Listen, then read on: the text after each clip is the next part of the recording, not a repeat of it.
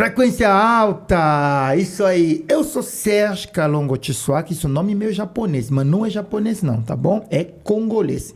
E hoje, dando sequência aqui com os nossos episódios de frequência alta, tá escrito ali papo de alto nível, com pessoas que acontecem. E aqui na minha frente tô com uma pessoa que fala inglês, hebraico, aramaico, alemão, finlandês, francês, né? Então, o grande doutor Júlio.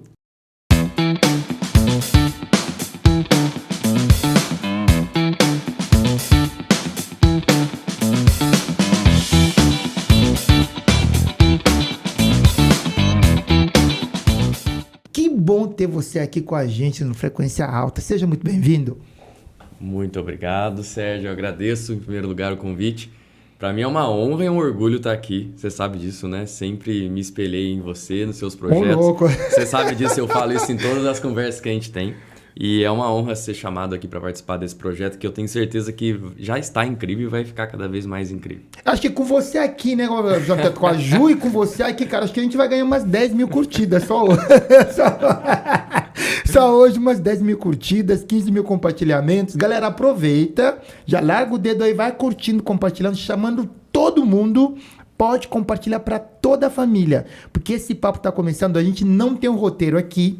Eu escrevo algumas coisinhas aqui para acompanhar, mas a nossa ideia é que a gente vá conversando e se você tiver alguma dúvida, coloca aqui nos comentários, porque a gente vai responder. O contato do Dr. Júlio vai estar aqui, para você também entrar em contato com ele. E aqui acontece, beleza? Esse é o papo. A nossa ideia é agregar algo de valor para a sua vida, para a sua casa, para a sua família. Dr. Júlio, para quem não te conhece, se apresente, por favor. Claro. Bom, eu sou o Júlio Ciancaglio, não sou de Campinas, nasci em São João da Boa Vista, que é uma cidade próxima daqui, do interior, mas fiz praticamente toda a minha formação acadêmica, né, de medicina e agora na residência em Campinas, na Universidade da PUC. Hoje eu estou no segundo ano, terminando o segundo ano de residência de psiquiatria, então são 3 anos, para quem não conhece. E depois a gente vai ver o que vai acontecer aí, para ver qual vai ser o próximo... Eu ia perguntar isso, né, para saber que você vai. Exato, ainda tenho dúvidas, né, de qual é a especialização, que eu vou seguir a sub, né, ou se eu vou, o que eu vou fazer da vida, mas basicamente é isso. Eu me formei como médico em 2019 para 2020. E foi mais ou menos no final bem de 2019 que eu tive a excelente ideia de fazer psiquiatria. Show, Hoje show. eu agradeço muito a isso porque sou muito feliz na área, né, da psiquiatria e da saúde mental como um todo, né? Minha vida inteira achei que eu ia fazer outras coisas, né? Cardiologia, outras áreas da medicina, mas tive um insight muito bom assim, no último ano de medicina, refletindo mais e levando um pouco mais a sério o que eu tinha de qualidades, né? Que a gente tem de qualidade no dia a dia, e para eu poder agregar isso, né? Pensando em agregar isso para as pessoas, né? E aí foi onde eu achei que das qualidades que eu tinha e os defeitos que eu tinha, todos iam se encaixar na área da saúde mental. Você sabe que hoje eu vim de camisa por sua causa, né? Sabia que você ia falar isso. Hoje eu acordei de manhã e falei assim pra minha namorada. Falei assim, nossa, será que eu vou de camisa ou eu vou? Falei, mas o Sérgio vai de camisa, certeza. Gente, vocês não têm noção. O camarada ia trabalhar lá, parecia que tava indo no banco, cara. Parecia que tava no Senado, assim, todo alinhado. Você não viu uma lista, assim, uma coisa meio... Tudo assim, alinhadinho, só faltava uma gravata, né? De mocação, Pierre Cardin no pé. Então, tudo alinhado. E deixa eu te fazer uma pergunta. Por que a psiquiatria? Acho que você acabou de falar um pouco. E hoje, como que você vê que a comunidade enxerga a psiquiatria hoje? Tá.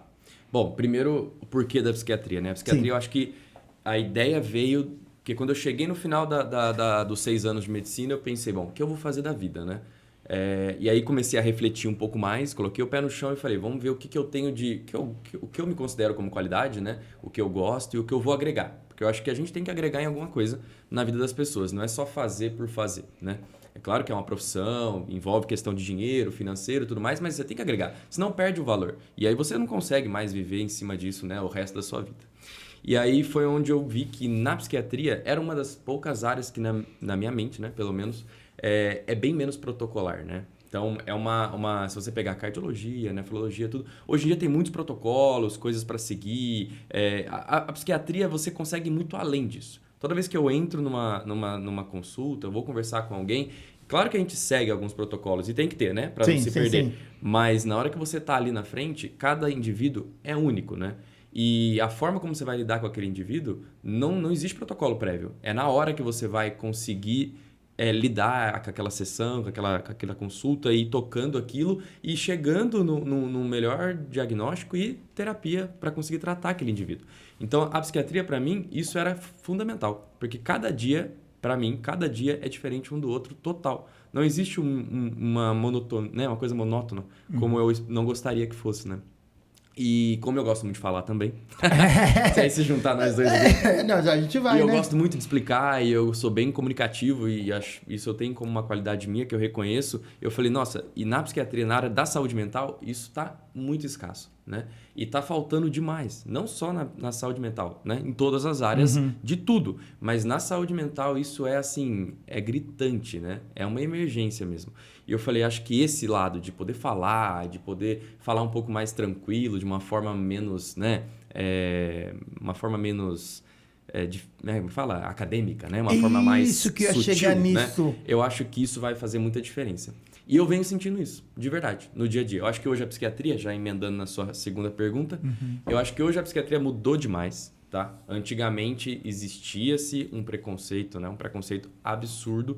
Ainda tem, com a saúde mental como um todo, mas eu ainda sento muitas vezes no consultório e a pessoa vem do meu lado e fala, você acredita que faz 3 anos que eu queria passar com um psiquiatra e eu não passei porque minha família fala que é coisa de louco, minha família fala que psiquiatra não é médico, minha família fala que eu vou tomar remédio e vou ficar viciada pro resto da vida, então que eu não devia ir. E a pessoa estava lá num quadro depressivo ou num quadro ansioso importante e demorou 3 anos para procurar ajuda por conta desse preconceito que existe. Mas eu acho que hoje em dia está mudando muito, principalmente depois da pandemia. Acho que isso acelerou demais. E com as redes sociais que a gente tem, né? Muita gente falando sobre isso, as redes são isso. bem... E isso ajudou demais, certo? Eu acho que a galera ajudou, a galera tá perdendo medo, vendo que é uma área...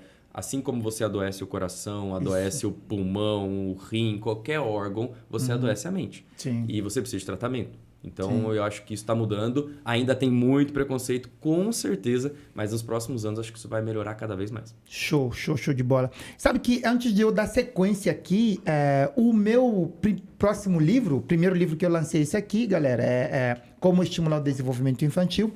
O meu próximo livro é sobre o poder do acolhimento. Sim. O poder do acolhimento. Esse é o próximo tema do livro que eu vou lançar agora em 2023, provavelmente em outubro. Ok? Eu queria entrar nisso, porque eu entendo que quando a gente fala de acolhimento é um aspecto bem amplo, né? Mas se tratando de psiquiatria, de saúde mental, se tratando na área da saúde, faz total diferença quando o indivíduo se sente primeiramente, antes de qualquer coisa, acolhido. Eu costumo sempre falar que quando você acolhe bem o indivíduo que você vai atender, você já minimiza 30%, 40% do estresse, da ansiedade que o indivíduo tem, e ele relaxa, ele consegue inclusive se abrir para você, né? Sim. Você está falando dessa questão da comunicação e tudo. E agora eu trago um pouquinho um exemplo ali que eu vivi.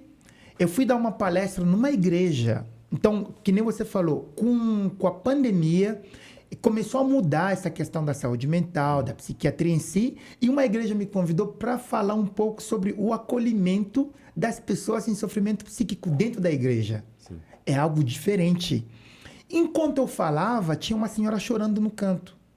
Chorava. Eu não entendi. Falei, gente, estou falando besteira aqui, o que está acontecendo ali? Terminou a palestra, ela foi para casa dela. Também eu fui. Isso foi em dezembro de 2021.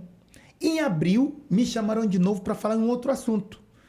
Aí a gente falou um outro assunto, eu nem lembro o assunto que eu abordei, em abril. Só que nesse dia, tinha uma moça bem fixando assim em mim, me olhando. Quando termino a palestra, ela chega, falou assim, eu vim para te conhecer. Falei, fiquei meio assim. Porque através da sua vida, por meio da sua palestra, a minha mãe começou a se tratar. Era aquela pessoa. Era aquela pessoa que estava chorando. Ela falou assim, não sei se você percebeu que tinha uma pessoa chorando na... Eu falei, eu vi. Fiquei preocupado. Porque eu falei assim, o que está acontecendo? E aí eu entendi de que muitas das vezes o falar bonito ele é legal no meio acadêmico. Mas quando você chega numa comunidade, num ambiente onde as pessoas precisam de uma informação, a pessoa precisa se sentir primeiramente acolhida. Hoje, as minhas palestras, eu costumo dizer, gente, não vou ser técnico aqui, eu vim trazer algo que pode agregar a sua vida. Como você pode cuidar de você. E isso foi, entre outras formas, acolhendo as pessoas, trazendo conteúdo que possa me aproximar dessas pessoas. E aquela senhora se sentiu tão acolhida naquele ambiente, porque ela viu que não era só ela. Isso podia acontecer, porque naquela palestra, teve 2 pessoas que deram testemunho delas, que elas passaram por uma questão de tentativa de suicídio. Então, o que eu fiz como leitura depois? Ela, naquele ambiente, falou assim, eu não sou a única que passa por essa situação. Tem mais gente. Então, ela chegou em casa e a filha completou dizendo, Sérgio, 25 anos e não tinha uma boa relação com a minha mãe. Hoje eu consigo passear com a minha mãe, eu consigo sair. Aí eu parei comigo e refleti, poxa, foi bom eu ter ido naquele lugar. Exato. Foi bom eu ter usado aquela dinâmica de interação, a dinâmica de conexão com aquele povo. Então, eu queria que você falasse um pouco, você como médico, no seu atendimento, como que você percebe quando realmente o paciente, ao chegar, se sente acolhido e como que ele começa a verbalizar o que ele sente? Sim. Sérgio, eu acho que a questão do acolhimento eu digo que não é nem fundamental, é assim, não sei nem se existe uma palavra melhor que isso, é primordial, é uma coisa importantíssima para qualquer especialidade e dentro da área da medicina, né? Porque o paciente, você pensa, ele vai procurar qualquer médico que seja, ele vai procurar alguém, ele já está sofrendo de alguma coisa. Então, ele já vai procurar uma ajuda e você imagina o que passa na cabeça dele. Tipo, o que será que eu tenho? Né? Ele já começa a pensar em várias coisas ruins. E aí, a hora que ele vai entrar numa consulta, ele vai falar com o médico, se naquele momento o médico não tiver um mínimo de acolhimento, aquele paciente na hora, toda aquela ansiedade, toda aquela angústia que ele tinha vai triplicar, né? Vai multiplicar por 1 milhão. E aquilo vai interromper muito a relação médico-paciente. E é isso que você falou. Dentro da saúde mental, isso é muito mais importante, porque o que a gente tem ali de ferramenta? É a pessoa. Eu não tenho, basicamente, exame físico. Exame físico, assim, não vai agregar muita coisa, né? Não vai agregar, não tem exame laboratorial. Exame de imagem, isso não vai me mostrar se a pessoa está depressiva, se está ansiosa. É a fala. Então, o único meio ali que eu tenho, né, é ela abrir a boca fala, e falar. O comportamento, o jeito de abrir a porta, tudo isso. Desde a hora que eu chamo o paciente, eu já começo a observar a forma como ele anda, a forma como ele olha. E ele nos observa também. Observa também, exato. É aquela coisa, né? E é incrível porque isso que você disse, dá para saber a hora exata que o paciente muda o jeito dele quando você acolhe. Verdade. Dá pra saber na hora exata. Na hora exata. Verdade. Porque às vezes eu atendo pronto-socorro, isso é muito comum. Porque no pronto-socorro, a maior parte dos pacientes que chegam lá ou estão numa crise de ansiedade, ou estão numa ideação suicida, ou acabaram de tentar um suicídio. Então são pacientes que estão bem sintomáticos, né? Então quando você chama e ele entra na sala e você dá esse acolhimento inicial, básico que seja, um acolhimento básico. Eu não estou nem falando de um acolhimento mais específico, um acolhimento básico. Você olha o olhar do paciente, a forma como ele senta na cadeira já mudou. E você sente que depois, no final, vários vêm falar e agradecem, assim, absurdamente, por eu ter conversado com eles. Show. Conversado. Você sabe, Júlio, eu tô aqui, porque agora eu quero entrar naquilo que eu queria, assim, que a gente conversasse um pouco. Gente, não tem roteiro aqui, não tem mesmo. A gente só fez o convite, ele topou. Falei, então, que bom que você vai estar aqui.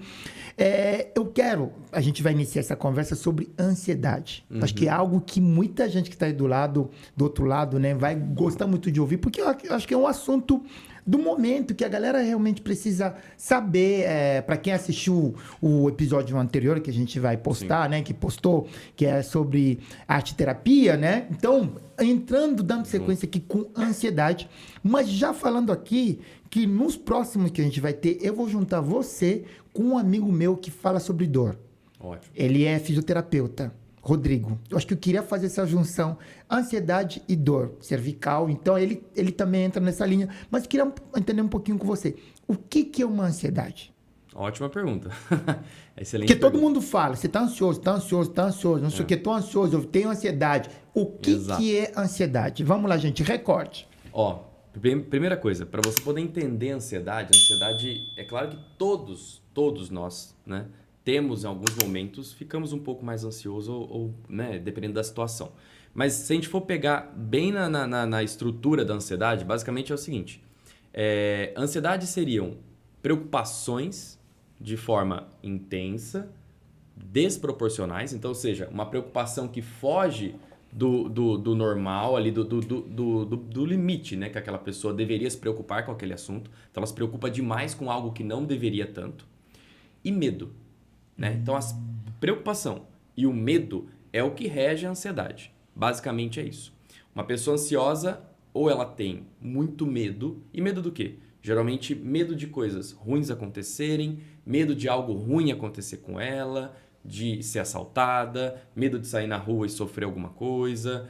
E preocupação. Preocupação excessiva com questões financeiras, preocupação excessiva com a família, com os filhos. Se, por exemplo, alguém vai até um supermercado ou vai viajar, aquela pessoa fica pensando o tempo todo, nossa, será que vai dar certo a viagem? Será que eles vão bater o carro? Então, geralmente são preocupações intensas, associadas a um medo intenso.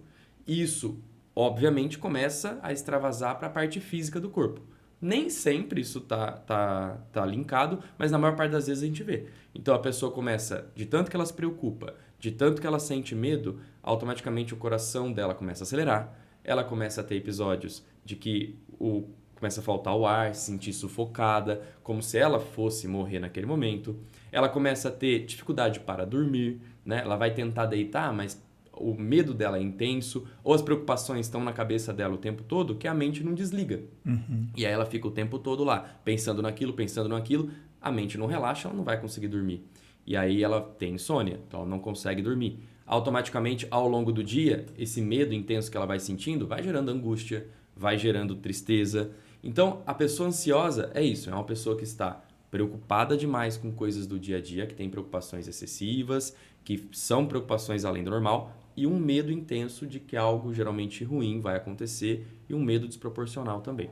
E é claro que aí a gente pode linkar com diversas coisas. Isso. Né? Então a gente tem as ansiedades generalizadas. Sim. Então basicamente são as pessoas que ficam ansiosas o dia todo. Então é essa pessoa que desde a hora que ela acorda até a hora que ela vai dormir, ela funciona dessa forma. Ela está preocupada extremamente com diversas coisas, não para de pensar naquilo, e isso começa a trazer prejuízo para a vida dela. Então ela começa a ter prejuízo no trabalho, ela não consegue mais se concentrar, ela não consegue mais render da forma que ela rendia no trabalho, ela começa a ter preocupações em casa, isso começa a atrapalhar o relacionamento, ela começa a ficar mais irritada, aí ela discute muito mais com a esposa, com o marido, com os filhos, e aí vai gerando um prejuízo na vida da pessoa em diversas esferas, né?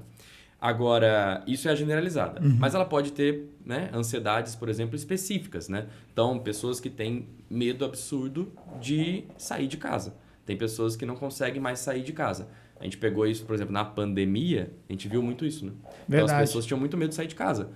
E aí a pessoa fica refém, ela acha que a casa dela, ali dentro, ela está segura. Mas ela vai sair de casa, vai acontecer alguma coisa. Ou alguém vai assaltá-la, ou alguém vai sofrer um atropelamento, ou alguém da rua pode fazer mal para ela, e ela começa a ficar reclusa em casa. Ela não consegue mais trabalhar. Então, a gente tem essas questões fóbicas, né? Esses medos, né, da pessoa. E aí, isso vai extrapolando para várias outras coisas, né? Que é depender de cada caso. Mas, basicamente, é isso. A ansiedade é esse medo intenso, essa preocupação intensa que a pessoa vai ter num determinado assunto. Gente, vocês estão curtindo aí? Ó, vai vir muito mais coisa aqui. Eu queria fazer um link aqui. Tem alguma ligação à ansiedade e pânico? Sim, tem ligação, total. E como que alguém pode diferenciar os dois, assim, se você puder, assim, trazer, porque assim, às vezes a pessoa fala, eu tenho pânico, eu tenho isso, eu tenho ansiedade, aí, porque eu não queria, tipo, talvez se você conseguir ansiedade, pânico e depressão, tipo, aí a gente já vai entrando, mas o nosso foco hoje é falar da ansiedade, então você já viu, né, nos 2 próximos 12 próximos meses. Você já vai ter uma carteirinha aqui de sócio, né? A gente vai colocar um ponto ali, você vai entrar. Você Você vem pra cá, porque eu gostaria muito da sua contribuição aqui, Júlio. A gente já se conhece, eu conheço do conhecimento que você tem, primeiro da humanidade. Você é um cara humano, que atende bem, que sabe conversar, que sabe falar. E a intenção aqui é trazer essa comunicação leve. Assim, porque o falar técnico, ele é bonito, mas às vezes não ajuda muito, que a pessoa precisa te entender, sabe? O que eu tô passando aqui é isso. Exato. Eu preciso buscar. A gente vai chegar nisso. Eu queria saber como que a pessoa precisa levantar e buscar ajuda, como proceder, mas queria que você fizesse um link breve ali, você já falou da ansiedade de forma generalizada, mas da depressão e do pânico, né? Se você conseguir fazer uma explicação ali e a galera vai ir acompanhando, colocando nos comentários pra gente poder sim responder. Certo. Bom, uma coisa que antes de começar, né, você vê que se você for pegar o DSM, né? Sim. O DSM é um negócio o que a gente segue, né? Que tem vários diagnósticos, né? Que vai diferenciando os diagnósticos e tudo mais. Só que se você for pegar, tem quantos... Não sei, hoje eu nem lembro mais, mas são mais de 1.000 e não sei quantos... E foi reformulado, né? Foi reformulado. 1.500, 1.000 não sei quantos diagnósticos diferentes na psiquiatria. Só que se você for ver, não existe 1.000 e tantas formas diferentes de apresentar sintomas assim. Só que a gente vai especificando para ficar mais fácil, até por questão de tratamento e tudo mais. Mas pensa, isso, ansiedade e pânico, basicamente tudo está girado dentro da esfera ansiosa. Né? Uma pessoa que tem pânico não deixa de ser uma pessoa que está dentro se a gente for pegar uma caixa assim, né? E jogar tudo lá dentro das coisas ansiosas. Então, a ansiedade generalizada, a fobia, né, social, que é o medo, né, de se expor, de sair, o pânico, está tudo na mesma caixa. Mas, basicamente, se a gente for pegar o transtorno do pânico, que é um diagnóstico diferente, né? Por que a pessoa... O que seria o pânico, né? O ataque de pânico é diferente de uma crise de ansiedade, que é o que a maioria das pessoas confundem. Todo mundo chega no consultório e fala, eu tenho pânico. Na verdade, não é pânico, é crise de ansiedade. E qual que é essa diferença? O pânico, basicamente, é o seguinte. O ataque de pânico, a pessoa, geralmente, ela vai se sentir... Ela vai ter esses sintomas todos que eu vou falar de uma forma súbita. Começa por aí. Então, ela vai estar ali tranquila, num ambiente normal, fazendo alguma coisa do dia a dia dela. E aí, de repente, de uma forma mais abrupta, de uma forma assim, do nada, ela vai começar a passar mal. Ela vai começar a sentir. Então, o coração vai acelerar, ela vai começar a ter dificuldade para respirar, vai começar a achar que está sendo sufocada, pode sentir dor, né? Dor no peito, né? A pessoa pode ter aquela sensação de formigamento. E aí, automaticamente, a pessoa já vai começar a ter um medo absurdo. Aí, tá vendo? Por isso que eu falo, ó, medo. Medo tá junto da esfera da ansiedade. Começa a ter um medo absurdo de morrer. Né? Medo por conta daquelas manifestações. Por conta das manifestações. Porque pensa, você tá aqui tranquilo, estamos aqui gravando. De repente, o meu coração começa a acelerar. Eu começo a ficar com falta de ar. Eu sinto dor no peito. Automaticamente falo, nossa, eu vou infartar. E aí, aquilo fica na minha cabeça. Começo a ter um medo intenso sobre isso. Toda a região do meu cérebro que é responsável por esse alerta é superativada. Meu corpo inteiro fica em alerta. E eu começo a ter essas sensações. Elas vão piorando cada vez mais. E a pessoa realmente tem a sensação de que aquilo vai acontecer, né? E o que ela sente existe mesmo. Não é invenção da cabeça dela o que muitas pessoas falam. Ela realmente sente dor no peito, ela realmente sente formigar, ela realmente está com falta de ar, a sensação de que parece que vai parar de respirar. E aí, obviamente, geralmente esses episódios duram rapidamente ali de 10 a 30 minutos, que já você imagina o sofrimento que é, né? Tipo, 10, 30 minutos, mas 10, 30 minutos achando que você vai infartar é absurdo. E melhora geralmente espontaneamente. A pessoa passa isso normalmente. Só que naqueles 10, 30 minutos, ela tem um desconforto absurdo. E às vezes ela vai procurar pronto-socorro com frequência, que é o que a gente geralmente pega no pronto-socorro. As pessoas batem lá, dor no peito, eu tô infartando, aí faz o eletro, faz tudo certinho. E às vezes quando chega, ela não tá mais com aquelas manifestações, não tá, né? Porque ela já passou. Até chegar ao hospital, exato. E aí isso é o ataque de pânico, né? Sim. Então, o pânico é isso. E aí, o que é o transtorno do pânico? É a pessoa ter esses ataques de forma recorrente, né? Então, né, algumas vezes ao dia, ou às vezes durante a semana, várias vezes. E aí ela começa a ter um comportamento de esquiva. Então, por exemplo, ela para de frequentar lugares que ela tem medo de ir a alguns lugares, porque naquele lugar ela tem medo de ter um ataque desse. Então, por exemplo, cinema. Eu não vou no cinema. Porque se eu tiver um ataque desse lá dentro, como é que eu vou chegar até o hospital? Vai demorar. E se eu infartar lá dentro? Então eu não vou no cinema, porque é muito fechado, eu não vou conseguir sair correndo. Eu não vou pegar um ônibus, eu não vou pegar um avião, eu não vou ir ao supermercado, tem muita gente. Será que isso tem uma ligação com as fobias? Sim, Tem. sim. Porque no fim, depois você pega, se você for analisar esse paciente como um todo, você vai ver que geralmente quando o paciente tem um diagnóstico psiquiátrico, né, ele tem mais de um. Né? Principalmente dentro da questão da ansiedade, se você for olhar, ele tem um transtorno de pânico, mas você pode olhar, a maior parte deles tem outras comorbidades, né? Que são outros diagnósticos juntos. Então a fobia, por exemplo, entra junto. Às vezes esse paciente tem o transtorno do pânico, mas tem uma fobia social, né? Que a gente chama, ou uma agrofobia, que são esses medos de sair em lugares abertos, né? Em multidões, medo de sair de casa, né? Então tem outros diagnósticos associados. É muito comum isso. Porque é aquilo que eu te falei, é tudo dentro de uma caixa só. Tem só nomes diferentes, mas é tudo de uma caixa só. O que rege aquilo é a ansiedade. Então, o transtorno de pânico é basicamente isso. O que é totalmente diferente da depressão. Show. Tá? Antes de você falar da depressão, você bebe um gole de água, porque a gente aproveita a galera que tá... Você viu, né? Você ficou bravo porque eu interrompi aqui, né? Isso aí, meu. A ideia é essa. Gente, aproveite esse momento para você curtir, compartilhar esse conteúdo, se inscrever nesse canal. Gente, vamos bater 1 milhão até... Isso mesmo, isso aí, 1 milhão até abril. Como eu disse, a gente vai começar a sortear o meu livro. Não só o meu livro, mas alguns outros objetos aqui no nosso... projeto Frequência Alta. É papo de altíssima qualidade. A ideia é somar algo de qualidade à sua vida. Então aqui você vai ter só conteúdo com pessoas que acontecem. Como eu estou aqui com o Dr. Júlio na minha frente. Gente, aqui ele está falando de um assunto só. Como eu disse, nos próximos 12 meses, ele vai voltar aqui com muito mais conteúdo. A gente vai fazer junções de Dr. Júlio com fisioterapeuta, Júlio com arteterapeuta, Júlio com nutricionista. Então o Júlio já vai se preparando, viu? Se você quiser já mudar para cá, para Paulínia. Vai ser legal, vai ser mais fácil. Vamos continuar agora com a depressão. Gente, você também que gostaria assim de estampar a sua marca aqui, ok? Aqui tá aberto, você vem pra cá, você fala com a gente. Aproveite agora que não tem muita gente na fila. Então você já vai se inscrevendo aqui, já mandando aqui pra gente poder divulgar o seu projeto, o seu trabalho, porque vai ganhar visibilidade, você vai ganhar muito mais clientes também. Vamos lá, doutor Júlio, voltando aqui agora, depressão, fazendo esse link aí. É isso aí mesmo, é totalmente diferente da depressão, por quê? A depressão, o paciente basicamente ele vai apresentar, né, um quadro de tristeza, né? Essa tristeza, ela tanto é o paciente mesmo falar que ele tá triste, sentir triste, ou você observar ele, tá? E a importância de observar, né? Ver que esse paciente está deprimido, né? Cabisbaixo, o comportamento dele, né? Cabisbaixo, mais isolado, recluso, sem querer sair de casa. Então, tristeza e uma redução de prazer absurda. Então, aquilo que você gostava tanto de fazer antes, né? Então, eu, por exemplo, gosto de correr, gosto de ficar com a minha família, gosto de assistir uma TV, eu sinto prazer naquilo. Aquilo começa a se apagar, né? A pessoa para de querer fazer aquilo porque para ela já não tem mais... Não tem vontade, não tem prazer. Lembrando que vontade e prazer são coisas diferentes, mas que estão ligadas, né? E a pessoa deixa de ter vontade também de fazer coisas. Então, vontade de levantar da cama para se arrumar, né? Aquele primeiro momento, né? De você se levantar, tomar um banho, se arrumar, se produzir, sair. Isso começa a reduzir.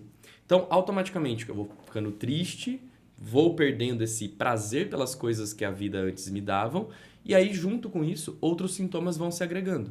Como, por exemplo, eu começo a ter problemas com apetite. Geralmente, redução de apetite. Algumas pessoas podem aumentar, mas a maior parte reduz. Problemas com sono. Eu vou começar a ter dificuldade para dormir. Na maior parte das vezes é a dificuldade que fala mais a favor lá. Algumas dormem mais que o normal, mas o normal seria reduzir o sono. Começa a ter pensamentos negativos. Porque se eu tô com todo esse aparato de coisas, né? Reduziu a vontade de fazer, tô triste, eu começo a ter pensamentos negativos. Coisas ruins que podem acontecer, de que nada vai dar certo, começo a ficar mais pessimista e posso ter pensamentos de morte, né? Posso começar a pensar em morte, posso começar a pensar realmente que a solução para acabar tudo aquilo poderia ser o próprio suicídio. Então, esses pensamentos começam a vir na cabeça, né? Claro que existe uma forma mais gradual de acontecer, sim, mas isso pode acontecer. E outras coisas que isso pode acontecer é a questão da energia. O paciente ele fica sem energia. Então, é diferente da ansiedade. O paciente fica ali sem energia, cansado, uma fadiga, né? Um cansaço, perda de energia. Ele quer ficar mais deitado. Ele quer ficar ali no quarto dele, no escuro, porque ele não quer fazer nada.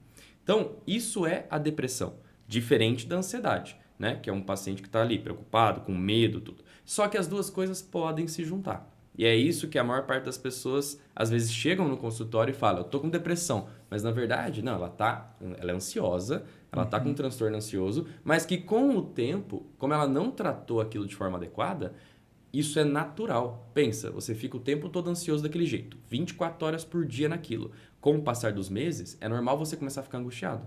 Você começa a ficar deprimido, você começa a ficar triste, porque as coisas não vão dando certo e vai cada vez piorando. Você começa a ter prejuízo no trabalho, na sua casa, nos relacionamentos em geral. Automaticamente você começa a ficar triste, desanimado, você não quer mais fazer nada. Então vai tendo sintomas depressivos juntos. Mas são duas coisas diferentes, né? Então, um quadro ansioso pode gerar um quadro depressivo. Pode. Mas a depressão em si é mais dessa área. Uma área mais de perda de energia, de redução de prazer, de vontade, de tristeza, pensamentos negativos. Mais ou menos isso, né? Se a gente for pensar. Sensacional. Antes de eu dar sequência sobre tratamento, acolhimento, equipe multidisciplinar, como que o paciente precisa chegar até o hospital, onde buscar ajuda, eu queria abrir aqui um leque para você falar um pouquinho da galera que confia no Dr. Google. Nossa. Eu acho que esse seria um recorte legal, né? Sim.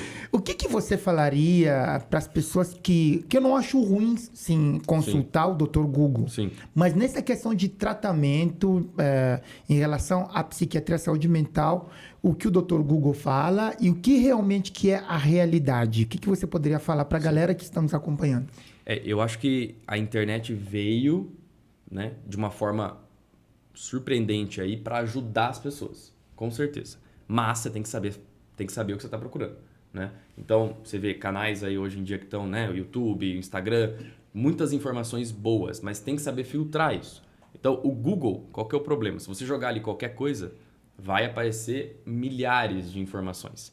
E aí, nessas milhares, a maior parte delas nem sempre são coisas que estão ali de forma certa. E às vezes não é para você aquilo, né? Às vezes o que está escrito no Google até é verdade, mas não é para o seu caso, né?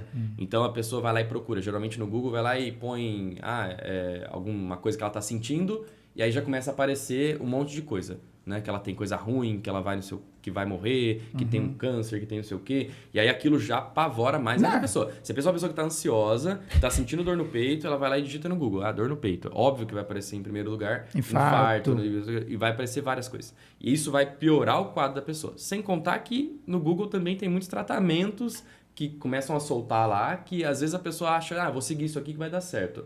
Às vezes pega o remédio da tia. Ou pega o remédio minha da tia tia, tem. toma, e a eu minha também avó vai dar toma. certo. Então eu vou fazer igual. Lembrar que, cada pessoa é única, é individual. Então não adianta, a internet está lá para nos guiar, mas eu não posso, em hipótese alguma, levar o que está ali, de fato, escrito, para mim, sem consultar um especialista, sem conversar com alguém da área. Então, é o que eu sempre falo para todos. Eu falo assim, pessoal, ouçam os seus médicos, né?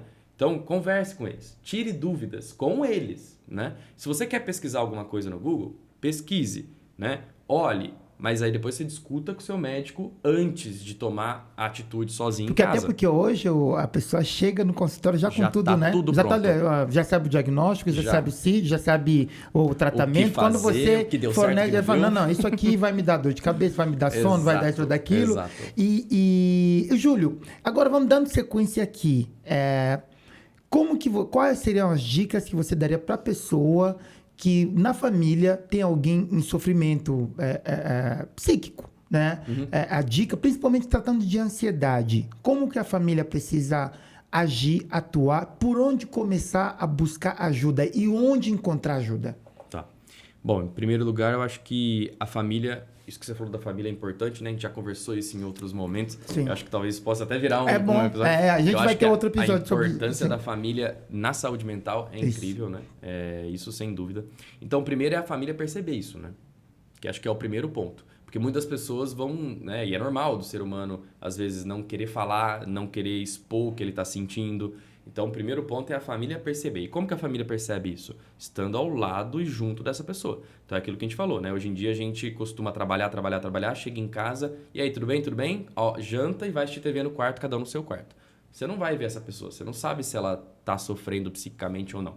Então, primeiro a família tem que participar da vida dessa pessoa e ver que tem algo de errado, né? O comportamento dela vai mudar.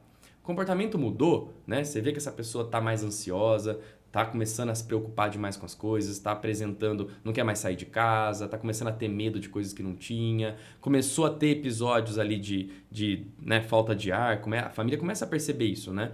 Primeira coisa é procurar uma ajuda médica e onde?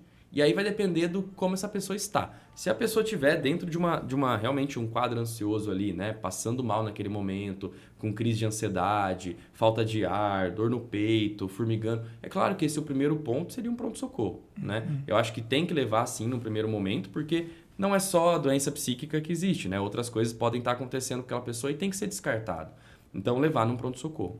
Mas se é uma pessoa que está passando já por esse processo de estar mais ansiosa, mais preocupada, com medo, a família percebe que ela já não está dando certo no trabalho, em casa está ficando mais irritada, procurar uma ajuda, né? Ou de primeiro, né? Pode ser de um psiquiatra ou até mesmo de um psicólogo inicialmente, para alguém poder avaliar aquela pessoa inicialmente e ver o que ela tem, né? E ter uma noção se aquilo que ela está sentindo é algo que vai necessitar de um tratamento, né, medicamentoso ou não, se vai precisar de outros especialistas juntos para ajudar, né? Mas a princípio é isso, é procurar um psiquiatra ou um psicólogo inicialmente para fazer um primeiro acolhimento, um primeiro atendimento e tentar entender o que está acontecendo, né? Hoje em dia eu recebo muitos pacientes de psicólogos, né? Então é muito mais fácil o paciente às vezes ir para o psicólogo do que diretamente para um psiquiatra, às vezes. Sim. Então, ele vai para o psicólogo no primeiro momento, o psicólogo avalia, vê que está intenso, está com muito sintoma, a terapia não está fluindo, manda para o psiquiatra para ajudar.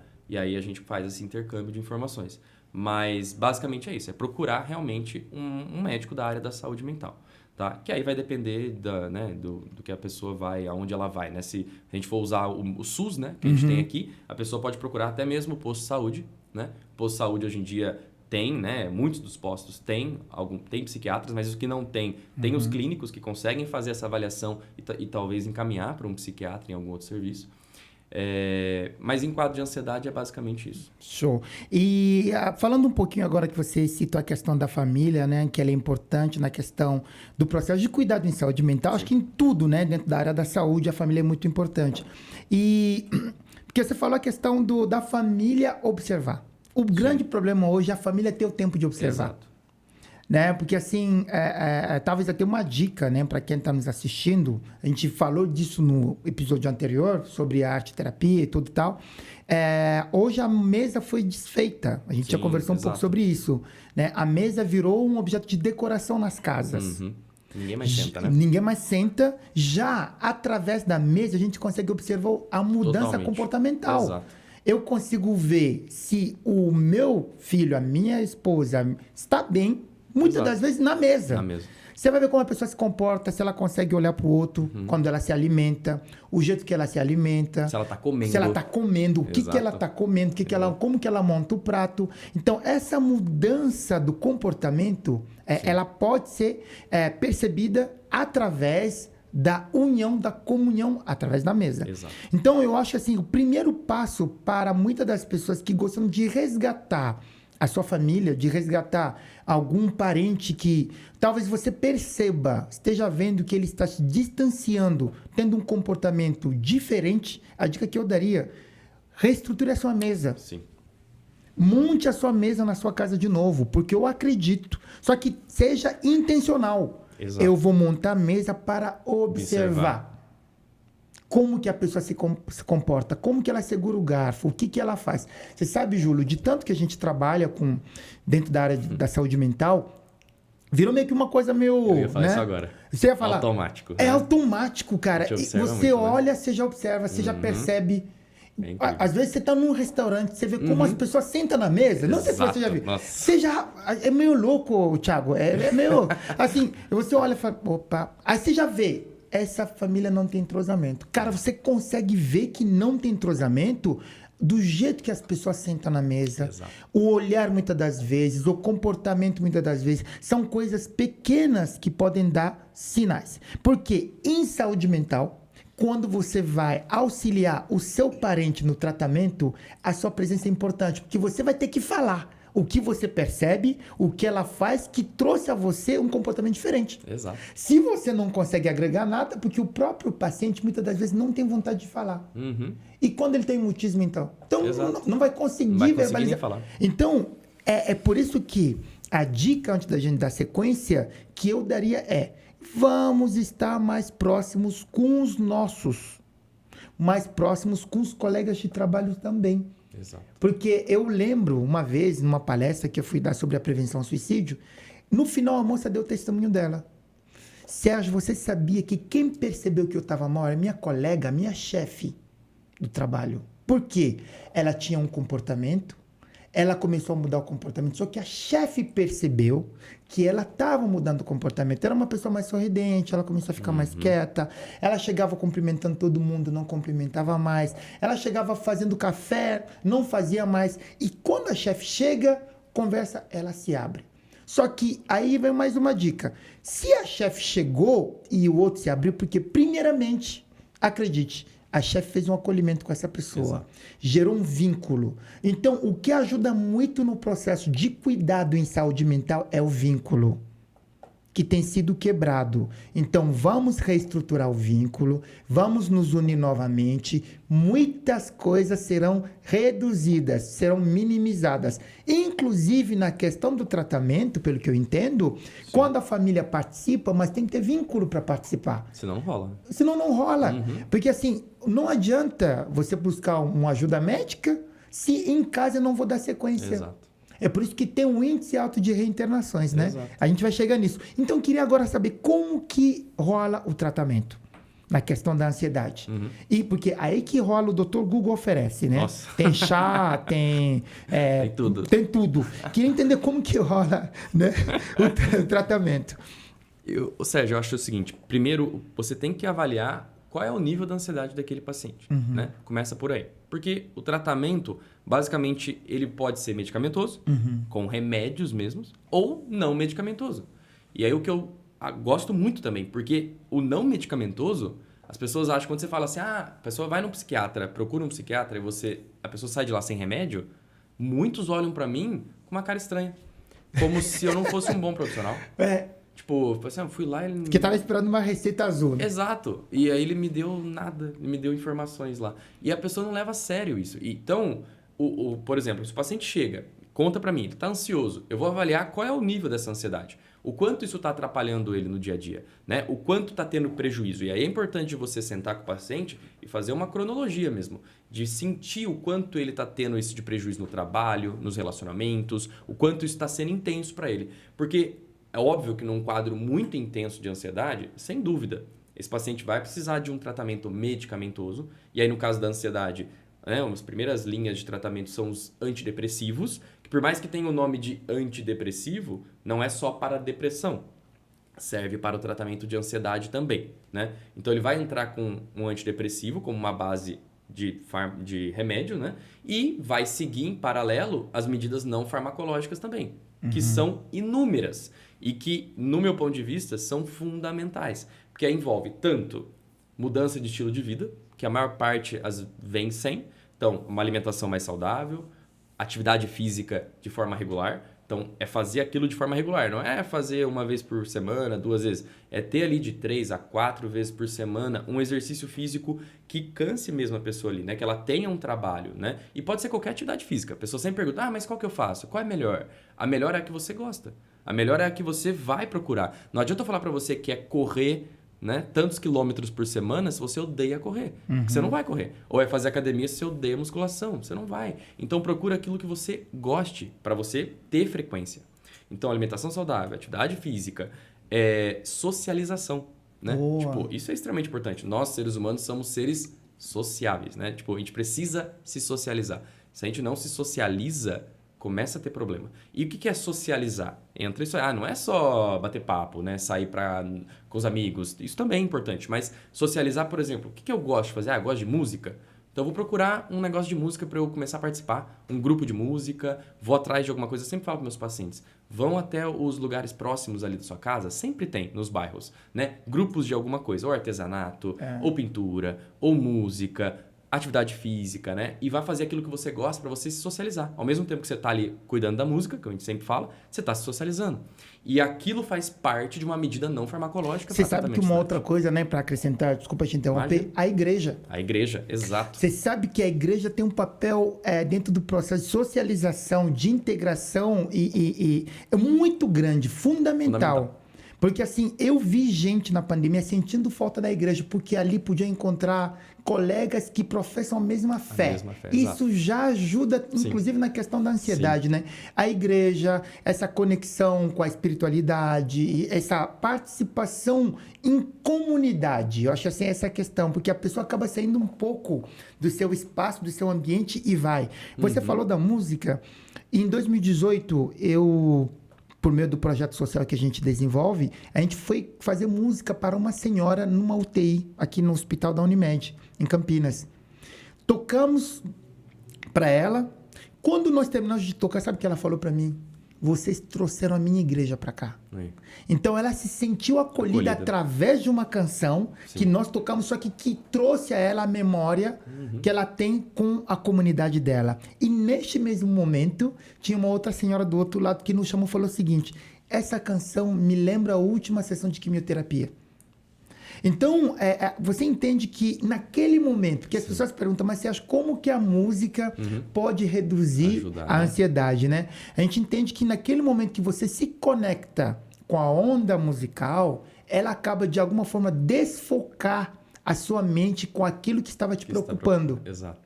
Visto que a gente consegue medir isso. Se você pegar um oxímetro, você coloca a música de acordo com o gosto da pessoa, você começa a analisar o oxímetro, você vai ver que muda a frequência cardíaca, muda a respiração, o parâmetro fisiológico do indivíduo muda. Então, isso que você está trazendo de outras metodologias não farmacológicas, fundamental. Arte terapia e tal. Desculpa aí, Não, vamos imagina. lá. E é isso que eu falo, Sérgio, para os pacientes. O remédio, ele é uma bengala. Então, ele é uma bengala para te dar suporte. Remédio não faz milagre, né? É isso que eu sempre tento passar para os pacientes. Né? Ele vai te dar um conforto sintomático, ele vai tratar, obviamente, muitas das patologias psiquiátricas, com certeza. O remédio é fundamental em muitas delas, mas é bengala. Ele vai dar suporte para você caminhar. Se você não caminhar sozinho, de nada adianta. Então, você precisa ir atrás dessas outras coisas, né? Você tem que fortalecer todos aqueles, eu sempre falo, né, de uns escudos protetores, né? Você tem que ter escudos protetores em volta de você para você não adoecer.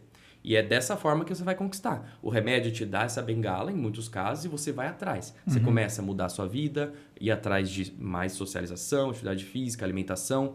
Muitos eu encaminho para terapia, quando indicado. Então, começa a fazer uma terapia com psicólogo, que é importante também, né? Tem várias linhagens hoje da psicologia, né? Mas muitas que lidam com comportamento, que eu gosto muito dessa área, ajuda demais, porque é isso que você falou. Na hora que você está ansioso, na hora que você está ali com a cabeça a mil, pensando em muitas coisas, com medo, se você consegue fazer de uma forma comportamental, tirar isso da cabeça, e isso tem como, porque são estratégias, você aprende a fazer através de técnicas de respiração, que isso já está mais do que provado que você faz, isso reduz frequência cardíaca, reduz níveis de estresse, reduz um monte de coisa, e você consegue desviar o pensamento. Você fazendo isso repetidamente, conforme você vai tendo ao longo do dia, melhora, você consegue ter um autocontrole. E isso é fundamental no tratamento, porque o remédio te ajuda a fazer isso, e aí você vai e faz isso, isso vira um hábito para você. E você ganha estratégia, você ganha, né, ferramentas que você vai levar para o resto da vida. E aí isso aí para o resto da vida você vai usando. Em outros momentos você vai ficar ansioso de novo. Exatamente. Pode ser que você aconteça, e você já tem essas ferramentas, já aprendeu. E aí a dificuldade, você diminui muito mais a chance de você adoecer novamente. Então, as medidas não farmacológicas, eu sempre falo, são fundamentais. Se você for olhar hoje, tem alguns guidelines de Harvard, né, que o pessoal pesquisa, colocando, por exemplo, depressão. Pacientes de depressão leve a moderado, pacientes com apenas medidas não farmacológicas e farmacológicas puramente. Nível de evidência, o mesmo. Ou até superior para os não farmacológicos. Então você fala assim, olha o impacto que isso tem. E Sérgio, e tem impacto mesmo, porque é só você ver no dia a dia. Se a pessoa consegue, é claro que em alguns casos, né, a depressão às vezes é tão intensa que a pessoa não vai conseguir sair da cama mesmo. E aí você não vai exigir que ela saia e vá pra igreja e vá tocar música, porque não tem como. E aí o remédio entra nesse momento para dar aquele empurrão. Mas a hora que deu aquele empurrão, a hora que a pessoa sai, você vê nitidamente. A hora que ela começa a fazer esse jogo não farmacológico que a gente ensina, a pessoa vai melhorando assim de uma forma incrível. Você sabe que falando do processo não farmacológico, eu falo aqui do meu trabalho de mestrado, né? Foi nisso. A avaliação do impacto da música como redutor de ansiedade, medo e estresse no atendimento odontológico de crianças e adolescentes. Então, eu palpei isso. Sim. Então, eu ofereci a música para as crianças que estavam em tratamento e a gente teve resultado. Então, a gente indica, sim, tá, esse processo. Antes da gente finalizar, porque você vai voltar aqui 1 milhão de vezes, né? Tem muita coisa, né? Muita coisa, muita coisa. Mas eu queria muito... Primeiro, uma pergunta. Eu esqueci de fazer nos outros episódios que eu fiz com outras pessoas. Quem você indicaria para um próximo podcast que nós podemos chamar aqui para vir agregar também? Uma pessoa, nome de alguém. O primeiro que vem na minha cabeça já vai vir aqui na semana que vem, que você falou, que é o Dr. Rafael Gomes. Rafael, a gente vai fazer esse recorte. Dr. Rafael, você já está sendo convidado aqui. Então, você está convidado agora ao vivo, né? Ao vivo, agora Rafael tem que vir Gomes, mesmo. gente boa pra caramba. Ok, sabe o que eu queria chamar também aqui? O Leandro. O Leandro, verdade. Queria muito chamar o Leandro, mas ele escapa, viu? Ele escapa, né? Você já falou, até pras lives pras também lives ele escapa, né? mas eu queria muito que ele viesse. O André Vedovato também, quero muito chamar o Vedovato. Ótimo. Você conhece o Vedovato? Conheço. Gente boa pra caramba. Muito bom. Mas aí, vamos lá. Uma pergunta. E automedicação? O que você falaria sobre? Nunca, né? Automedicação nunca, né? Você não deve se automedicar sem ter alguém capacitado para te falar se isso pode ou não. Porque automedicação é um perigo. Você tem... Nem se fala de efeito colateral, né? Porque cada pessoa vai reagir de um jeito. E a pessoa precisa entender que automedicar é uma coisa tão ruim para ela, porque ela vai começar a tratar uma coisa que ela nem sabe se é aquilo que ela tem ou não. Ela vai começar a usar um remédio que às vezes vai piorar muitos dos sintomas, ou começarem a ter outros, que aí vai misturar tudo junto, e aí vai virar uma coisa absurda, ela não vai nem conseguir saber depois, o médico fica até difícil de entender o que está acontecendo. Porque o tratamento na psiquiatria ele é muito individual, Sérgio. O paciente chega, se fosse fácil assim, né? Então a gente fazia como eu falei no começo, fazia um protocolo, todo mundo que chegava, você ia fazendo um checklist ali, ó. Tô preocupado demais, tô com muito medo, esse remédio aqui pra você. E assim a gente trataria o mundo. Não é assim. Porque a pessoa, você precisa entender um geral dessa pessoa para ela começar a tomar um remédio, por exemplo, ou fazer um tratamento.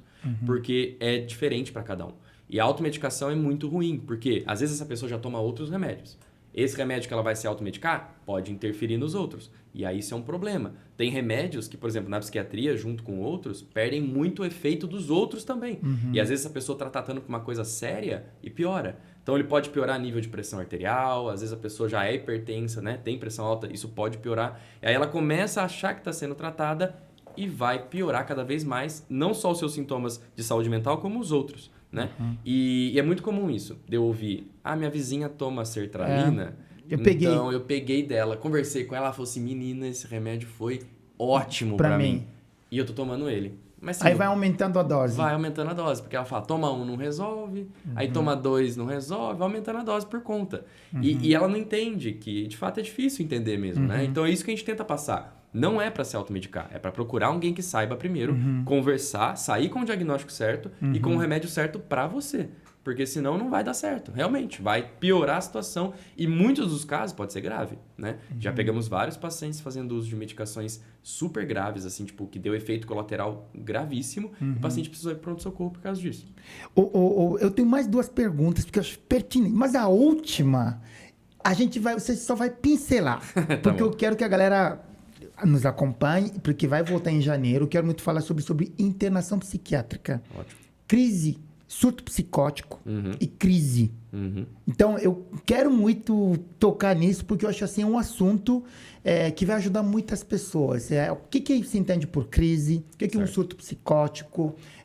Algumas coisas que são faladas que as pessoas falam, mas o que é isso? O que é isso? Eu quero muito entrar nisso, mas isso vai ser para já. Mas eu queria que você pincelasse um pouco. Mas agora... nossa, até sumiu a pergunta que eu ia fazer agora, porque eu entrei nessa. Mas eu preciso fazer essa pergunta, ela é muito importante. Boa. Medicação psiquiátrica versus bebida alcoólica. Nossa, essa pergunta. Entendeu? É porque eu acho assim, entendeu? Sim, eu acho assim. Acho que essa pergunta não tem um paciente que não manda pra mim assim, tipo, depois da consulta, né? E aí o álcool, o que eu faço com ele? Bom, e assim, ó, Sérgio, isso você vai ouvir se você fizer essa pergunta para vários profissionais, você vai ter algumas respostas diferentes no geral. Por quê? Obviamente, se eu for chegar aqui e falar, vamos pegar na teoria mesmo. Álcool, obviamente, não combina com remédio.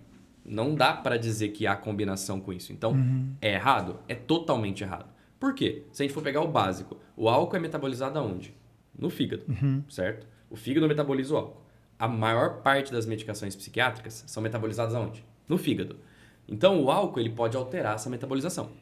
Tanto fazer com que o remédio perca o efeito, ou comece a dar mais efeito do que devia. Então, ele altera a forma como o remédio resolve. Até mascarar o comportamento, né? Então, só de pensar na via metabólica, de onde é metabolizado, já não é para usar. Agora, pensando nessas outras partes. Se a pessoa tem uma doença, está sofrendo psiquicamente, né? Ou ela está ansiosa, ou ela está depressiva, ela tem um problema, né, da parte emocional, e eu vou lá e uso o álcool ele piora todos esses sintomas. Né? Para ansiedade, que é o que a gente estava falando aqui, ele pode precipitar uma crise de ansiedade logo após o uso do álcool, por exemplo. Durante o uso do álcool, muitas pessoas falam, não, eu tomo para relaxar. Eu estou muito ansioso, eu não consigo dormir, eu tomo álcool. E aí o álcool me relaxa. Só que logo depois, ela pode piorar a ansiedade dela. No dia seguinte, ela vai ficar mais ansiosa, porque o álcool piora, assim, de uma forma bem aguda ali. Logo depois, as ansiedades, as depressões e todos os outros sintomas. Então, se a pessoa está fazendo um tratamento psiquiátrico, no meu ponto de vista, ela está tratando por uma coisa, ela procurou um médico, porque ela está sofrendo com aquilo e aquilo está dando prejuízo no dia a dia. Você vai fazer um tratamento, o tratamento é óbvio que ele é um período, não é pro resto da vida, né? Que é outra coisa que depois a gente pode até falar, né? Sim, que as pessoas às vezes vão no psiquiatra e acham que vai tratar pro resto da vida. Tem muitas... Mais um assunto aí pra... Tem muitas doenças que a gente faz um tratamento por um tempo determinado, né? A ansiedade, por exemplo, geralmente é isso. A gente trata por um tempo e observa. Então, naquele tempo, eu acho que a pessoa realmente tem que... Se ela está procurando uma ajuda, o álcool é uma coisa que ela não deveria estar usando, tá? Mas e se ela usar, ela vai passar mal? Muitos vão passar mal, entendeu? Ela vai ter problemas sérios? Tudo vai depender de muita coisa, mas da quantidade que ela vai usar, da forma como ela vai usar. E então eu sempre falo para os pacientes, eu vou tomar ali um vinhozinho, né? Tipo, eu posso tomar um vinhozinho, assim, com a família? É claro que se você for ver no pé da letra, vou tomar um vinhozinho, aquilo talvez não vai influenciar tanto no tratamento da pessoa. Mas você precisa bem muito desse vinho? Tipo, esse vinho tá te trazendo tanto prazer assim? Talvez se isso tá te trazendo tanto prazer assim, e é uma coisa que você não tá conseguindo ficar sem, talvez isso seja um problema. Será que a gente não tem que avaliar se o álcool talvez não está essa importância do álcool para você não é além de que apenas um prazer momentâneo? Porque se você não consegue ficar um tempo da sua vida sem para fazer um tratamento, será que não tem algum problema aí? Então é uma outra coisa que eu converso com o paciente depois. Mais um assunto, né? Sim. Você já viu? Ô, produção, você viu que... Eu vou ter que mudar pra cá, cara. Não tem jeito. Eu tenho que mudar pra cá. Cara, que bom falar contigo. Muito Contigo bom, também, é um prazer. muito bom. Ô, Júlio, assim, em um minuto, Tá. Porque vai ser o assunto do próximo que a gente vai gravar. Queria, inclusive, gravar você com mais algumas pessoas, né? Sobre internação psiquiátrica, né? Porque muitas pessoas se preocupam, não querem levar seus parentes para ficarem internados, porque tem uma questão da galera fala sobre a internação. Sim. Assim, rapidamente, a gente vai abordar isso no próximo podcast, sim, no próximo episódio. Por que você falaria um pouco por que é indicado uma internação e quais são as condições que o indivíduo precisa apresentar para que você tenha uma indicação para internação? Bom, internação psiquiátrica, em primeiro lugar, é claro que a gente vai reservar para os pacientes que estão muito graves, né? Então, o que seria muito grave? Então, se eu vou pensar, por exemplo, um paciente depressivo, né? que está com uma depressão muito grave, está tendo uma ideação suicida, querendo tentar tirar a vida dele de uma forma muito intensa, ou já tentou tirar a vida dele. E é um paciente que ele vai precisar de um ambiente seguro, onde outras pessoas vão acolhê-lo de uma forma mais intensa, para conseguir começar um tratamento mais rápido e ficar num ambiente praticamente seguro, protegido. Então, para um paciente desse é indicado, por exemplo, surtos psicóticos. Então, um paciente que ele abre um quadro psicótico e basicamente vai ter uma desorganização do comportamento muito intensa, começa a acreditar em coisas que não existem, achar que está sendo perseguido, achar que tem pessoas atrás dele, o comportamento dele muda, geralmente ele fica muito agitado, pode ficar agressivo, então ele vai se colocar em risco ou colocar em risco terceiros, outras pessoas. Uma indicação, isso talvez seja um critério para internação psiquiátrica. Então, se a gente for resumir, um critério de internação psiquiátrica é quando a pessoa ela está se colocando muito em risco ou risco de colocar outras pessoas. Só que aí por isso que eu falo, pode ser um critério. Por quê? Hoje em dia a gente sabe que a gente está evitando cada vez mais as internações psiquiátricas. Sim. E isso é muito importante. E hoje a gente fala muito de internação domiciliar, que é a pessoa fazer uma espécie de internação em casa. Só que para isso eu vou precisar de quem? Da família. Exatamente. Então, a gente avalia tudo isso durante uma internação psiquiátrica. Não é só porque a pessoa tem uma ideação suicida que eu vou interná-la. Eu vou avaliar o nível dessa ideação. Não é só porque ela está psicótica, às vezes, que eu vou interná-la. Eu vou avaliar o grau de comprometimento do risco que ela gera para si ou terceiros e o grau da estrutura familiar. Como que essa família tem? Qual a continência dessa família? Qual o suporte? Tem gente que pode ficar de olho na pessoa ali 24 horas por dia, consegue administrar os remédios dela, consegue fazer tudo isso, a gente pode combinar com a família de fazer essa internação. É claro que no meio, né, sem ser o SUS, né, mas pensando em meio mais particular, isso é um pouco mais simples, às vezes, mais fácil, porque eu tenho um contato melhor com a família. Exatamente. Eu consigo passar meu telefone ali, ligar para ele de 2 em 2 dias, e aí, como é que tá? Tá tudo bem? Eu consigo fazer esse acompanhamento. Você sabia que é um dos trabalhos que eu faço? Aí, ó, acolhimento e acompanhamento domiciliar. Isso então, é eu tenho uma equipe de técnicos de enfermagem que a gente faz esse processo, esse suporte, né? A gente acompanha o indivíduo em domicílio. Então, já fazendo o jabara aqui, isso aí. Professor Sérgio Tissuaca, isso aí, eu vou até você. Eu vou, olha, isso é um slogan bom, hein? Eu vou até você. Eu vou até você. Eu vou até você. Júlio, estamos chegando aqui no final do nosso papo. Gente, é só o primeiro. Aliás, a gente já se conhece, já conversamos bastante em outros momentos. Eu estou muito feliz de poder desenvolver isso. Eu costumo sempre falar, quando eu saio da minha casa, para quem me conhece, eu repito sempre essa frase, que eu seja útil na vida de alguém. Sim. Esse é meu propósito de vida, ser útil, agregar algo na vida de alguém. E eu tenho certeza que através desse trabalho a gente está agregando algo para a sua vida. Esse é o nosso intuito, agregar algo que você vai poder usar agora. Porque depois que eu não estiver mais aqui, não vai ter mais efeito, porque eu não vou ver o resultado. E se você sentiu realmente que isso foi útil para você, deixa um recado aqui para nós. Manda uma mensagem para nós aqui no comentário, mande sua pergunta, deixa um like, compartilhe com seus amigos. Muitas pessoas necessitam dessas informações, ok? Eu lembro que eu já participei, já recebi mensagem assim. Na verdade, eu tenho até esse áudio. Eu tenho esse áudio, não posso colocar no ar porque tem a voz das pessoas. Muitas das vezes a gente não sabe o quanto nós podemos ajudar alguém. Sim. Eu fui dar uma palestra num lugar onde eu não era o convidado para dar palestra. Foi mais ou menos assim. Uma moça foi convidada para palestrar, era sobre a prevenção ao suicídio, e de última hora ela entrou em pânico. Não, eu não vou conseguir falar sobre esse assunto. E ela me mandou mensagem um domingo cedo. Nossa. Sérgio, eu sei que você fala sobre isso. Você aceita? Eu falei, onde que é? Em Hortolândia. Falei, tá bom, passei as condições e tudo e tal. Então, gente, se quiser fazer orçamento com a gente, só entrar em contato. Mais um jabara aí. E aí, eu passei... Ela falou, não, eu que fui convidado, mas eu vou pagar para você ir lá. Nossa. Olha, eu não estava no roteiro. Né? Eu fui. Quando eu palestrava, tinha um moço olhando para mim assim, ó, direto. Eu falei, meu Deus do céu. Quando eu terminei de palestrar, ele chegou e me falou assim, quando e onde vai ser a sua próxima palestra? Eu falei, a próxima palestra não vou falar de prevenção ao suicídio, eu vou falar sobre o impacto da arte na vida das crianças. Foi aquela palestra que a gente fez no Connect. Ele falou, eu vou. Cara, essa palestra foi para mim. Quando ele falou, essa palestra foi para mim, eu falei, tá bom, legal, né? Sempre tem isso, Sim. Cara, depois disso aqui eu vou colocar o áudio para vocês ouvirem. No final, quando a gente estava saindo, eu fui recolher os livros, ela foi falar com a pastora que me convidou. Que convidou, na verdade. Falou que ele estava, naquele dia, ele ia se suicidar. Nossa.